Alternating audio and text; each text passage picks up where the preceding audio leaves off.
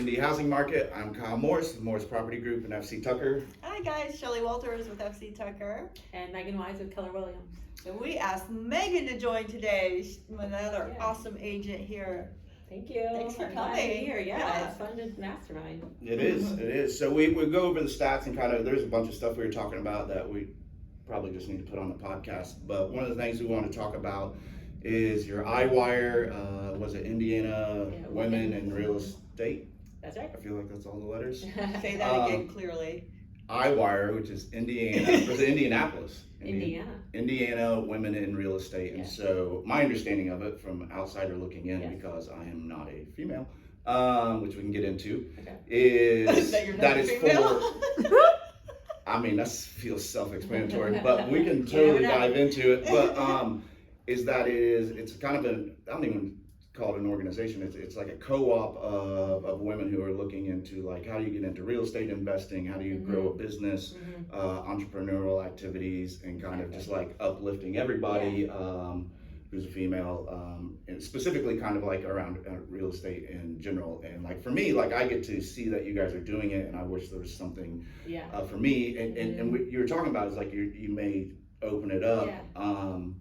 And I actually don't think you should, because like it's on me to go create something like that or somebody else. And I think it's cool that you kind of are exclusive with it. Wait, I like it. You said you've been asked. No, I've been torn because we've had such a great turnout, like organically, just like warms my cold heart that like many people came the first session, like, and it was like something that was my brainchild. That was a recreation of something of a mastermind that I done in 2019. I was building a team and I wanted to make my team better, and I had a national coaching, but I wanted local coaching. I just feel like we know the local market and we can bounce things off of each other. So I went and I called everyone I thought that was a team leader. I emailed people I'd never spoken to, never met, just done deals with. And we all got together, and there was like 10 of us, and we got together and met monthly. And it really it changed several of our lives, like Jamie Bower, Carrie Holly, me. We all, I think partly because of that time in our life right before COVID, we got together and we shared, how do you do your team? What do you do? How can I make it better? And we were willing to have an attitude of abundance. And I'm seeing that on a national panel that I was on. The Rethink panel with Berkshire Hathaway Home Services, it was the top 40 under 40. So when I got into that, it opened my eyes that there are people who want to share and who care and will, share resources, anything they want. And I was a national level. I was like, I want this locally. And so they had inspired us, Berkshire Hathaway Corporate, and said, you guys should go to your hometowns and make a local one, a Rethink. But for me, I wanted to be broker agnostic because I wanted to meet people outside of my brokerage and just pick their brain, and they wanted to pick mine. So it was this beautiful thing in 2019, and COVID killed it, and that was okay, And so it was a resurrection of that, and it was really just uplift, like everything you said.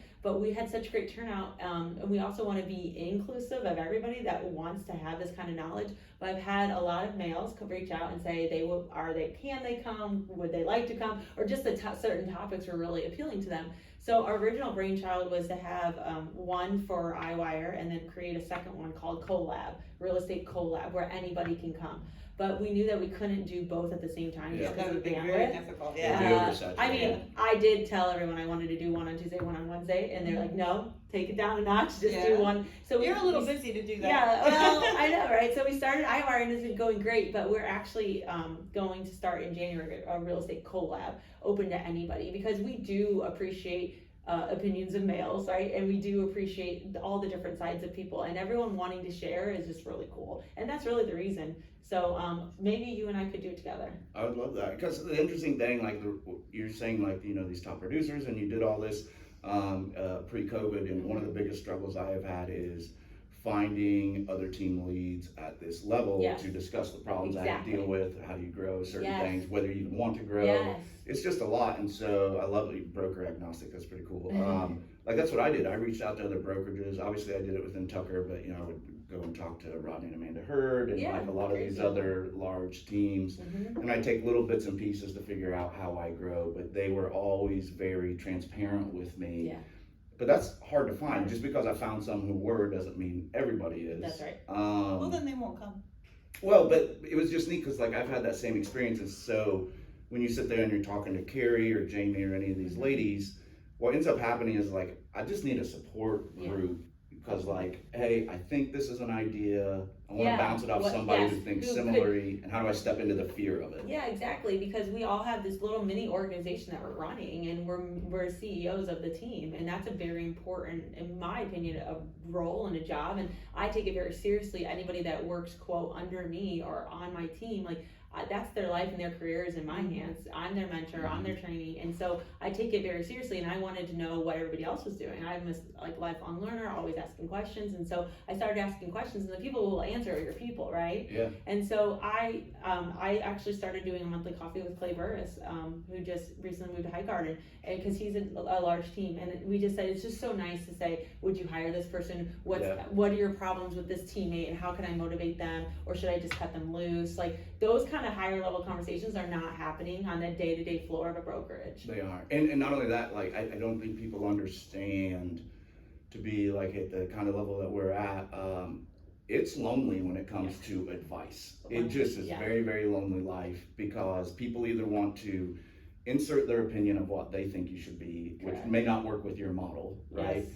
Or they just don't relate because they aren't at the same size, or they're afraid to talk to you because they see you as competition, which I know Yeah, is the competition is thing, stupid. that's That's an insecurity very- within Yeah, what somebody. you're talking I about is, the competition is kind of gone in your group, because everybody wants to help, but Yes. there is the mentality sometimes, it's like, I'm not gonna share with you because you'll find out what I'm doing. Mhm. But in the end, there's just no way, I feel, that we're competing against each other. There's plenty of business out there, and the more we help each other, the more we will all do better. That's all true, and the only people that will take your advice and execute, those are the ones that should be rewarded anyways, because you can give 10 pieces of advice and they won't take any of them.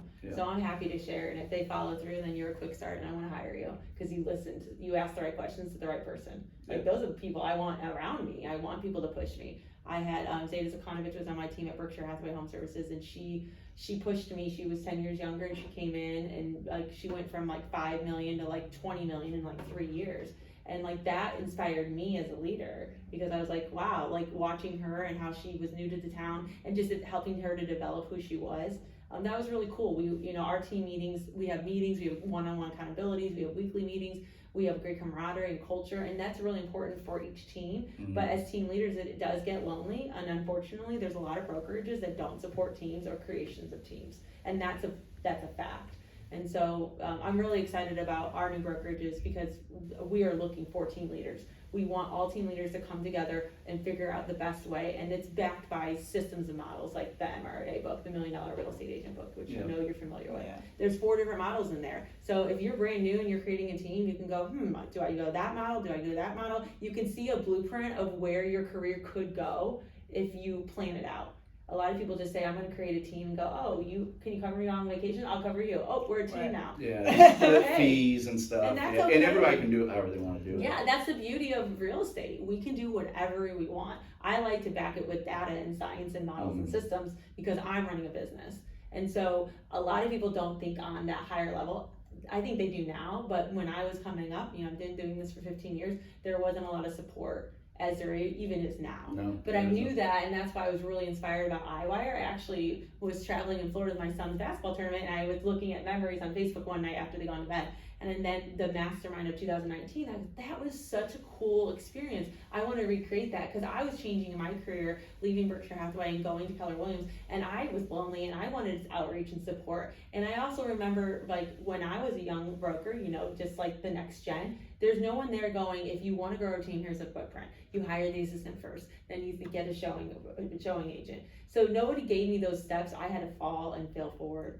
I remember being in that position. The constant question was, is it time? Is it time? Yeah. And by the time you think it's time, it's too late. It's way too late. Yeah, so right. I was totally different. I just did it. Everybody told me not to do it, and I was like, I'm just going to do it But anyway. you just got an assistant, though. You finally got an assistant. Yeah, no, but for me, it was, but even though I did it, I didn't grow. Like, everything I did was had intent and was thought out and everything. Like, so like I read the book, and I was like, I like this, I like this. I didn't pick one of the models. I took something from each of the 4. It's exactly right. Because it's still still all job. works. It's your business, it does. And it's all built around culture and all this stuff, because that's the most important thing to me. But it is, like, I don't think every team lead is comfortable stepping out of their brokerage to go talk to other people. So like, what does this mean? I'm like, it means I'm my brokerage should appreciate I'm doing this to grow my team, which helps grow the brokerage. Yeah, exactly.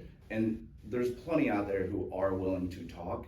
I think other team leads are afraid to reach out. Yeah, that's why I think a collab, let's start one in January. I think a collab of like, hey, team leaders, male, female, or whatever, come and let's just kind of talk about the pain points of being a team leader. Because it is lonely. Yeah. And a lot of people don't want to share because of the lack of attitude of abundance. Which, I think that and I've learned in the last couple of years is you can pick yourself up and move into a place of happiness and an attitude of abundance and control your mindset by controlling the people around you. Yep. If you have a toxic assistant, you should probably let that person go. There's a million people that could be a better assistant.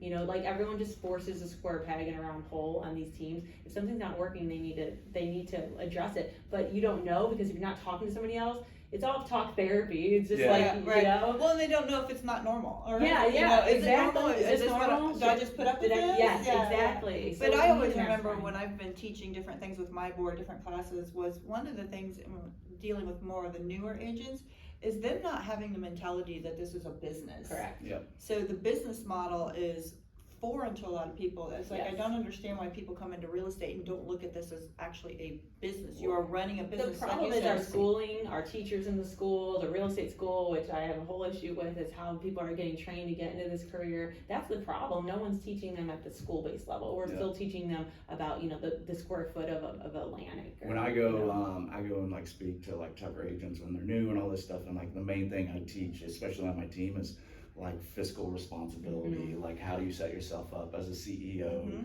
like don't go buy the Range Rover and like all these things. And I'm like, I don't buy something unless I can buy it twice, because I never want to have commission or dollar amount impact how I operate my business. So like if you're just patient, then you get to operate from this ultimate freedom. Yeah, exactly. Most people just aren't patient. That's exactly That's right. it. And encouraging the younger gen to listen to us. We'll listen to you about your TikTok and your Instagram and all the reels. Like I'm kind of there. I don't really know what I'm doing. I want you to teach me, but I'll teach you fiscal responsibility. And I'll teach you the model of when you hit so many units, you need to have an assistant if you want to grow.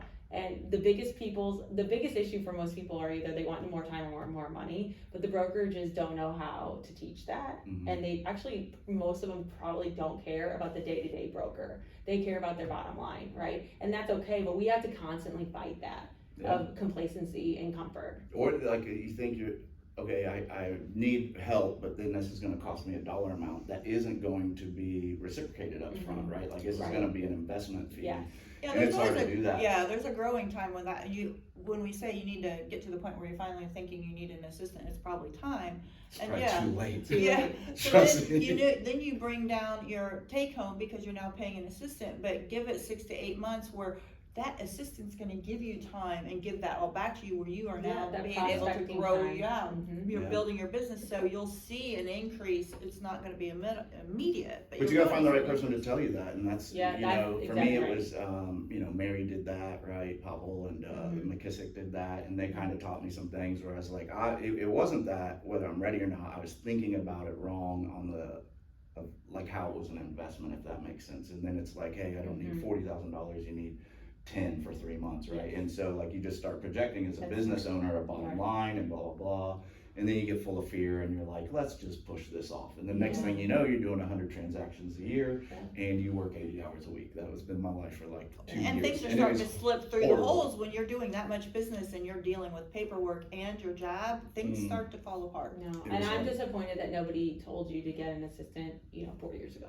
3 years ago. So they did, but they told me to get an assistant before I brought on a team member, and I didn't agree with that. Yeah, which is okay. And then I started drinking from a fire hose, and then my capacity was dealing with the other stuff before I could slow down. Foundational. Right. But then it became a pain point. And then you're busy, and you don't have time because it takes time to hire an assistant. You got to find the right person. Yeah, it's hard. My pain point was I was supposed to have a meeting with the CEO of a nonprofit.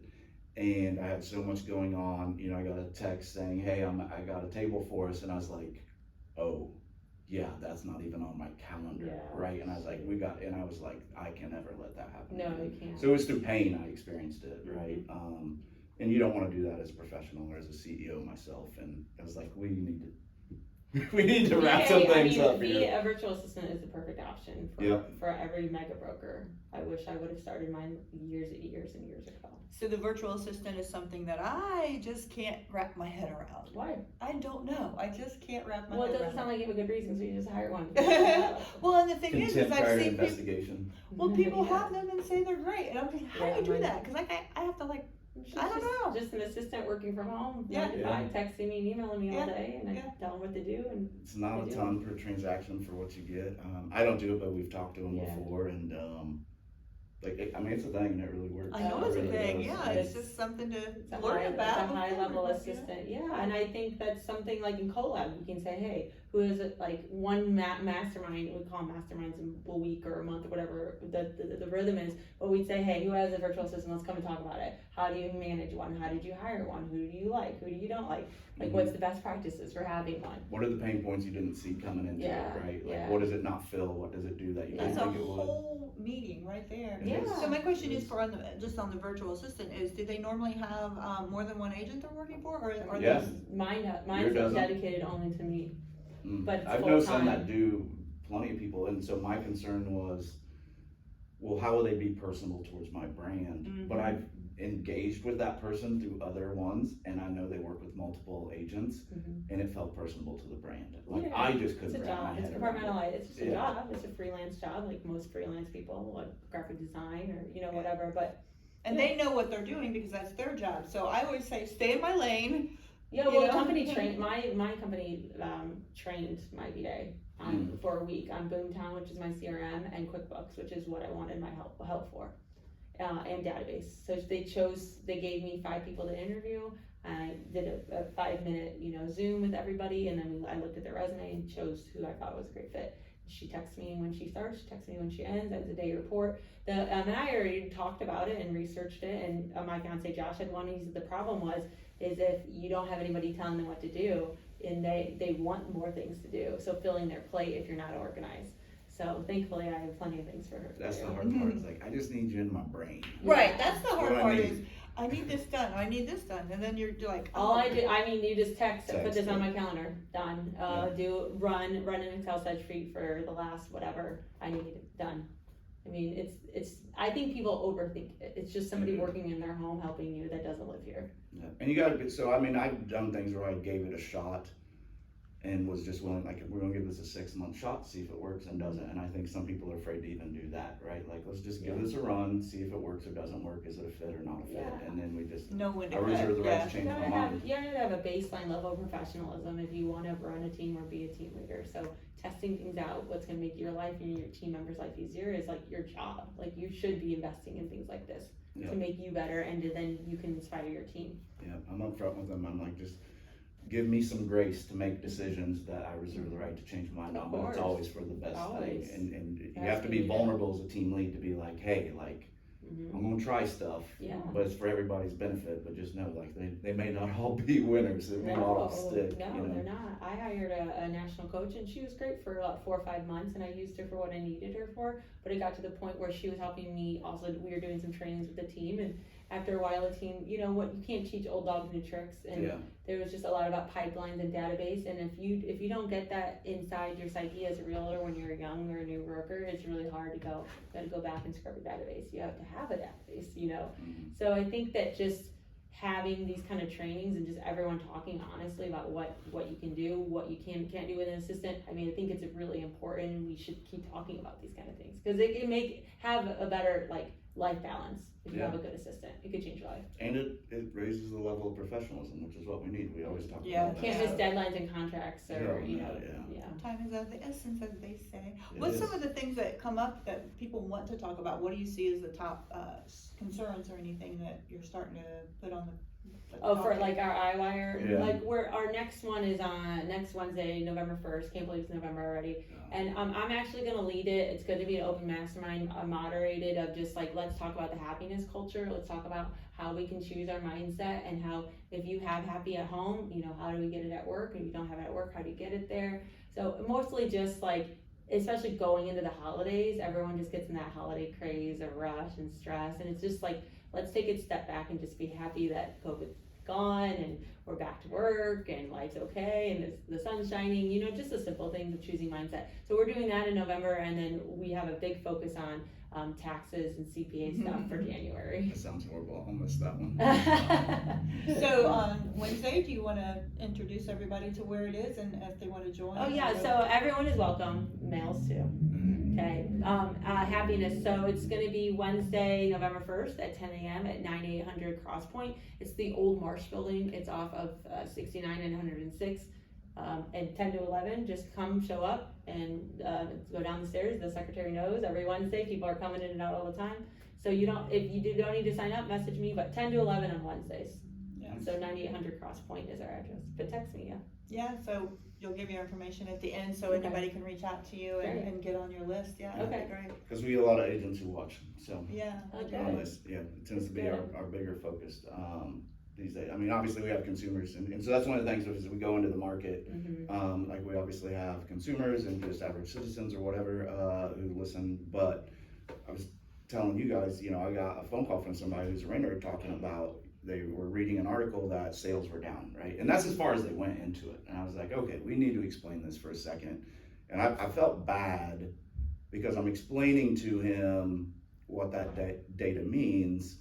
And I'm like, here's the problem I have. I'm trying to educate you, but because of my position, how do I do it without sounding salesy? Yeah. Right? Because of course people think I want to spin it in a positive light. It's just that the data, I would actually argue, the media is trying to spin it in a negative light, right? Because sales are down.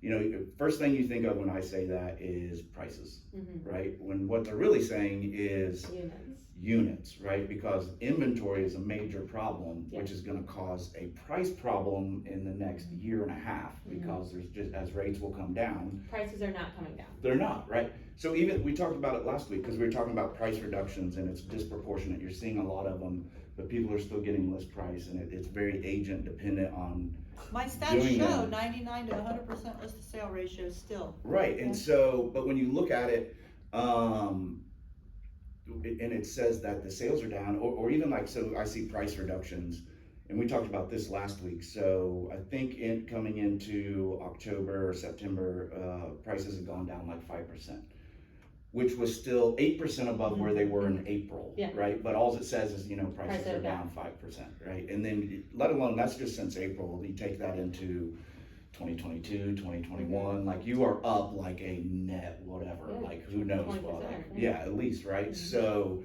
but that's not what gets conveyed. It's like sales are down, price adjustments 5% down in October, September, whatever. Well, I think it was September. And we're like, that's just like, that's accurate, but a poor narrative, if that makes sense. Yeah, because we say the data is used in so many different ways. When the media comes out and says something, it's like, how did you use the data you have in front of you to make it sound bad? Because they don't want to talk about positive. They wouldn't even put it on if there was positive news. Right. Yeah, it's not news. So that's always a negative spin, whatever we listen to in the news. Well, I think the consumers are worried about there's a housing crash coming. Yes, and I just sit here and look at the numbers, and I'm insanely worried about where prices are going to go. Yeah, because all I see is a lack of inventory.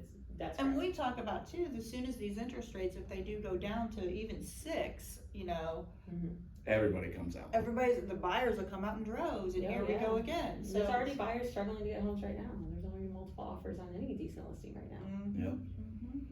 And but the weird thing is that people think it's like immediate, and so what I've been seeing is multiple offers at 10 days. Right? Like it's just so totally different.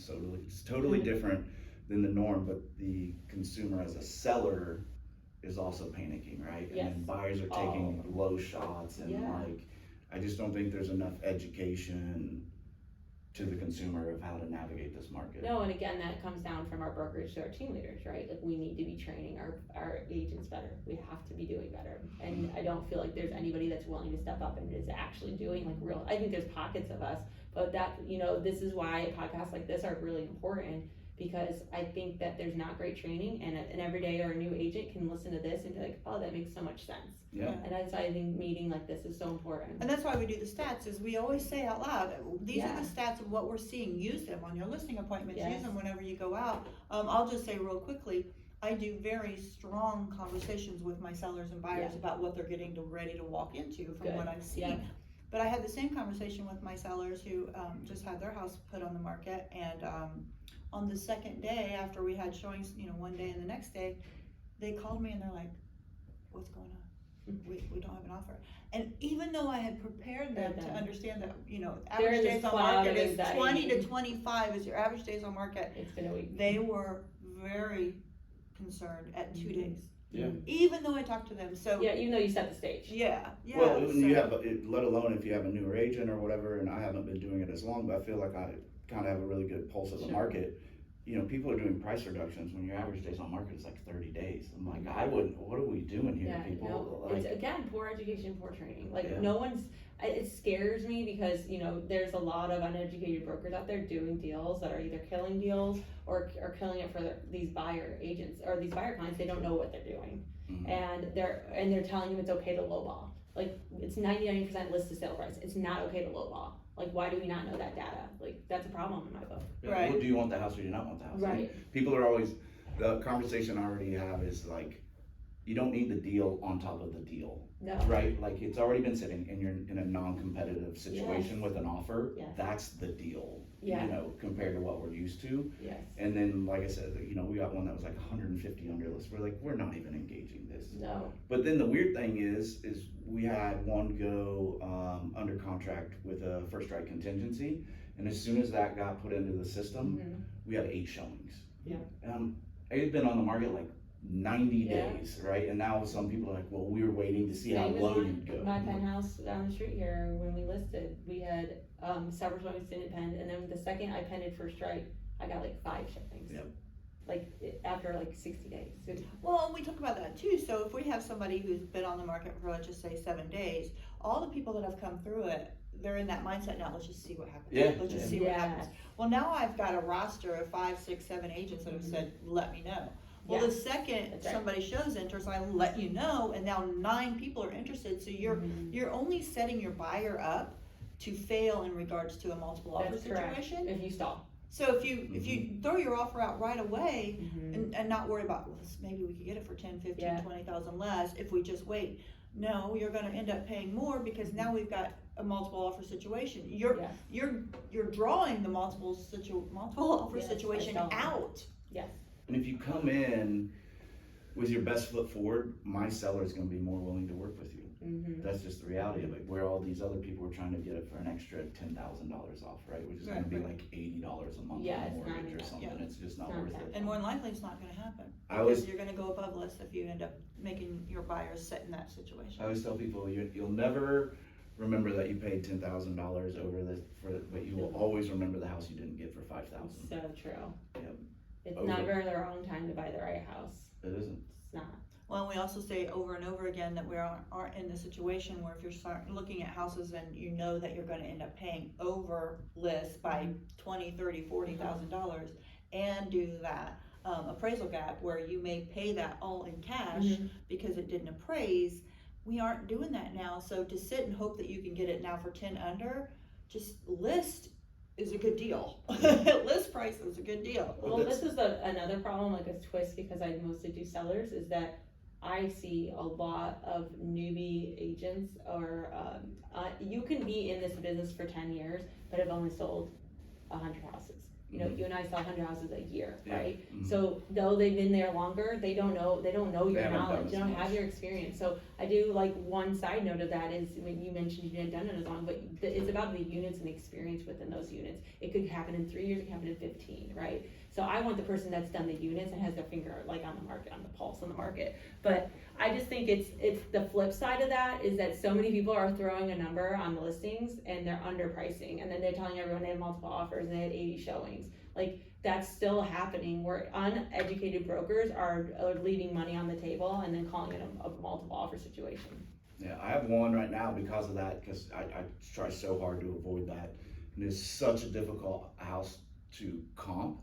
I was like, I can give you 2 numbers and totally justify it. I'm just paying for a pre-appraisal at this point because like I will do you a disservice one way or the other, and I can support both data points. And so like, let's get a pulse of like what an appraiser is going to be at Because ultimately, that's what it's going to come down to. Well, and I would challenge you not to do that again, and to trust that you know more. So yeah, because we I know would the on all of prices come in low. this one's a weird one. I would trust your opinion over an appraiser because they they're not local and you are.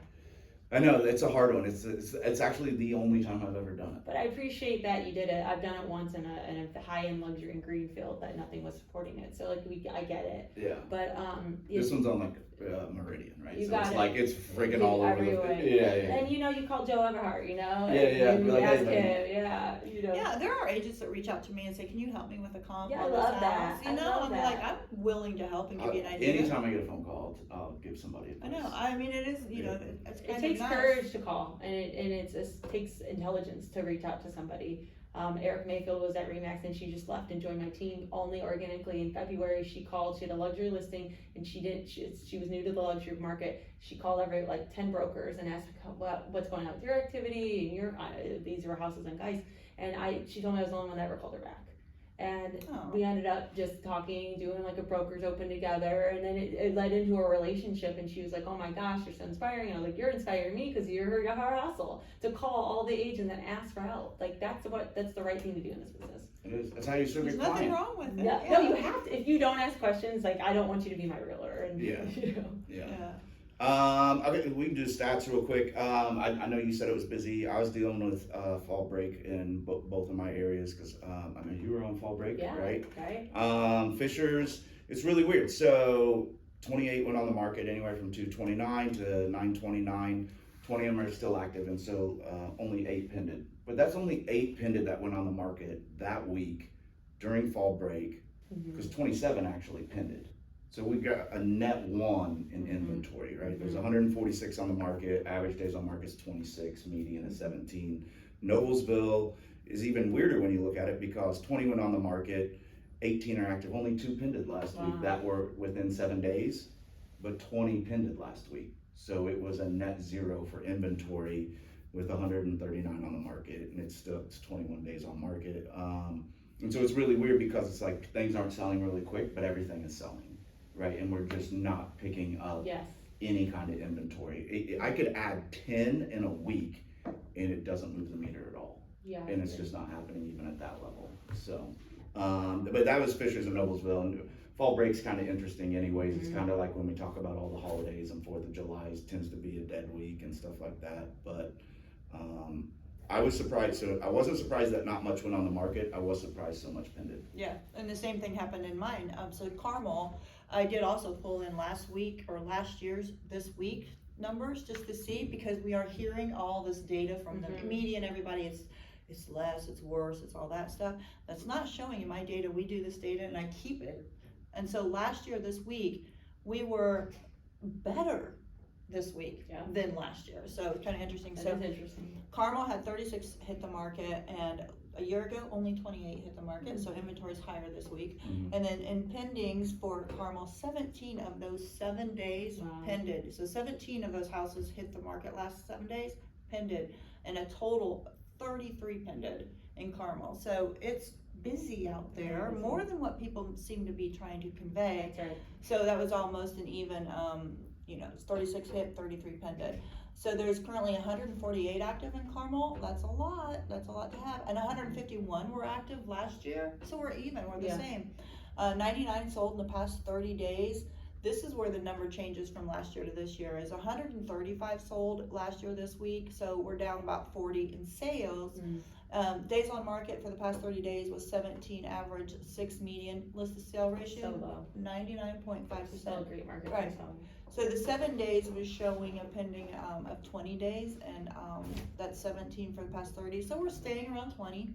Westfield 18 hit the market, and 3 of those pended, but a total 20 pended. So more pended than actually hit the market. So we're getting negatives there.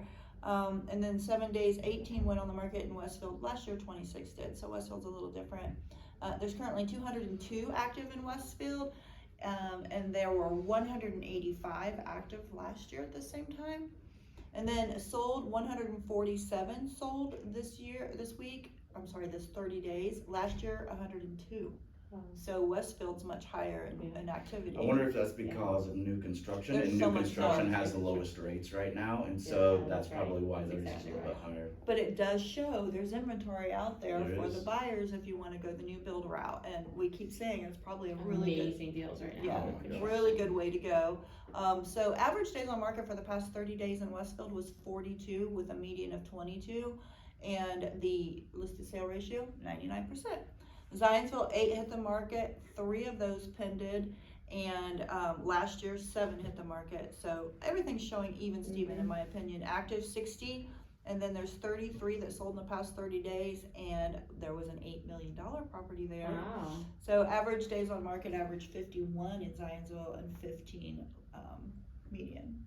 Right, and so when we hear these numbers, and like I'd almost like to do like where we're at pricing wise from last year to this year, because the narrative doesn't line up with what the stats line up with. Correct. They do month over month, right? But the inventory is down. And what we're not talking enough about is like, what does low inventory eventually create? And because people are just looking at, we're just too short focused, right? Like that's how our society is, and we're like, oh, this is happening this month, this is bad, whatever.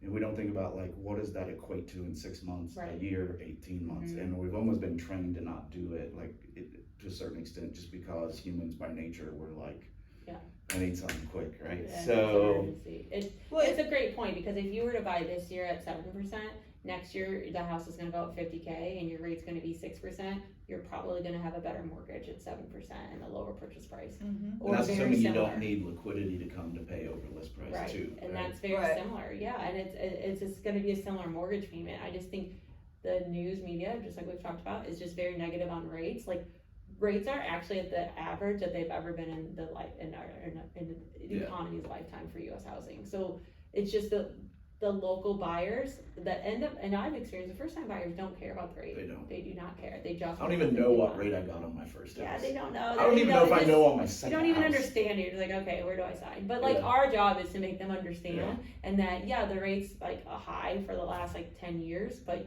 they're probably going to adjust, and you can adjust at that time. But do you want to live in a house, or do you want to keep throwing your money away on a rent? You want to build equity for a long term, because in 2 years this house can appreciate 100K. I just sold one in 2 years, and they made $450,000 in 1 year. Another one in Fisher's lower price point, they made $200,000 in 2 years. So do you want to have $50 more mortgage payment and have equity in 2 years, or do you want to keep throwing that money away? It just has to be educated, and explained. It's hard but you're the only person telling him one thing while everybody else is telling them something different. Well, right? and it gets it's back hard. to what you said, is trying not to feel like we're trying to sell them, come buy a house from me. Yeah. I just don't want to see them making the wrong That's decision right. based on outside That's right. information. And I think it's our job I'm not concerned about the salesy thing, because I know that I'm genuine, and I come from a place of good, and that I have a servant heart, and I want, if you're paying $2,000 a month rent, you can get this house for $5,000 down, and you can have an $1,800 a month mortgage, or $2,200. Stop buying Starbucks, and that $200 a month difference, you'll be fine. But like, I'm not afraid to have those kind of conversations with my clients, and we shouldn't be. I'm not afraid of it. It's just that you want to make sure that they do understand that you are an expert in what you're doing. That's right. The interesting thing, so I don't ever with my clients, because I've told people, hey, you should not be doing this, right? Like I've told people not to buy a house. I've said, hey, that doesn't even don't sell this, doesn't make sense for what you're actually trying to accomplish. I don't have a problem there. I just, and I just say it anyways, I don't really care, but my concern is always the layman on the street, not my clients, right? Because like, that's the reality of it with our job. Like everybody will ask you that question. And I'm just honest and walking through it. Everybody just seems to think that they know real estate, like the layman, That's like so you great, said, great. But because they go in Zillow every night, they know. Or my neighbor told me this, or my mom told me this, that. and I'm like, I love that. when is the last time they were in the process of a whole contract from pending to end with? I love when my clients trust me. I love it. Yeah. The implicit trust is so cool when you get it, because you can just, you're gonna do, but a part of that is we have to let them know to trust us. Yeah. Whether that's relationship building or providing value over the lifespan of home ownership, But I think once you get that buy-in from trust, it's really easy. Yeah, and it's more enjoyable to work with those clients than those that don't trust you. Well, it's really easy. You just gotta be honest and transparent. Yep. That's it. Mm-hmm. And the confidence level that you have should yes. go into them. They should feel it. Yeah, like that exactly you're right. confident, okay, I'm relaxed now. Mm-hmm. But like we said, newer agents or agents that aren't paying attention to the market or haven't sold enough houses to be into each contract and see how things are going, they don't have that confidence level. And again, new agents that are on my team, I have that, they're like, how do I just like get that confidence level? And it's like me as a team leader is to give them the knowledge and information I have to try to give them the confidence to go and say that. But it doesn't come easy because it just confidence comes from being in this day to day and doing it.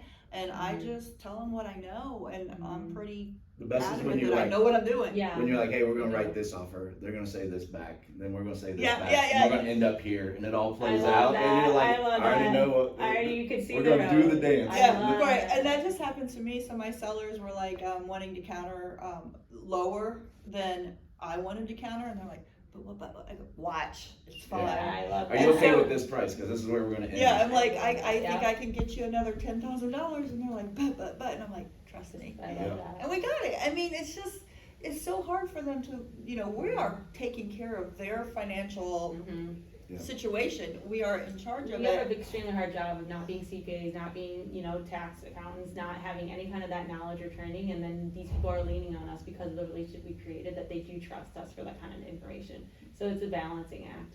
So you need to know your stuff, you need to have your finances in order, obviously we all do because we're CEOs at this point, but like that telling, your newbie agents, this is a P&L, here's our marketing plan, here's an expense. It starts at those basics from team leaders down to those agents to build that confidence over. But it is hard because these clients will lean on our newbie agents for this information, like tax information or budgeting, and it's scary because they're like, well, I don't even do that for myself. Right. Yeah.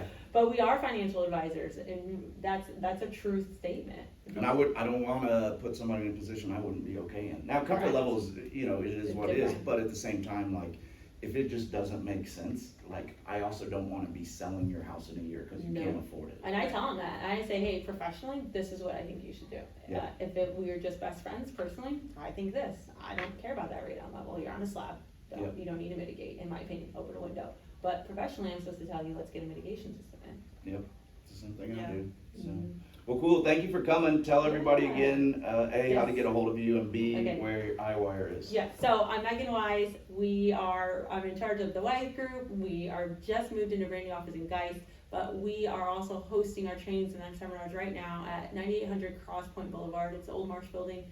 And we're there on Wednesdays at 10 a.m. So come on by, message or text or find me, LinkedIn, email, Facebook, and just say, hey, I want to come, what's the details, and we'll share. But we want to include everybody, and we've learned that as people have come and you guys came and enjoyed the experience, right? A great event. It's just really cool to how naturally people are just coming and yearning for just attitude, abundance, and sharing. And it's so cool. It's so cool. We do want to make it something. We want to create something different. That on that same level, because I've had several men reach out and go, can men come? Can men? This is all so cool, but I don't think I'm allowed. So there is a niche. There's a need. There is. And how do they get a hold of you? Oh, call me, text me, come by my house. And what's your number? 317-937-0134, 317-937-0134. Awesome. Yeah, thanks guys. My wife would kill me if I tell people to come by my house because people show up. Yeah. What are you doing? We live in like a frat house, so I have 6 kids under the age of 12, or 5 under the age of 12 in the house. We have 6 total combined in our blended family. So it's always a frat house, so just come on by. I The doors probably I will not notice. The doors are probably all unlocked. You'll hear a lot of screaming from the kids playing. It's great. We love That's it. awesome. Yeah. That's awesome. Well, I'm Shelly Walters with Shelly Walters Realty Group and FC Tucker. You can reach me at my cell phone, 317-201-2601. And I'm Kyle Morris with Morris Property Group, and FC Tucker, it's 317-649-5122. Thank you. See you next week. And next week we are talking to the CEO of IAR, Indiana Association of Realtors. He's going to tell us all about these stats that we are talking about on the state and local level, the exact stats and numbers that they are pulling from Indiana Association of Realtors. So it's going to be a really good especially for agents to listen to and hear what's really happening out there. True facts. Yep. Real stuff. Well, Thanks. thank See you. next time.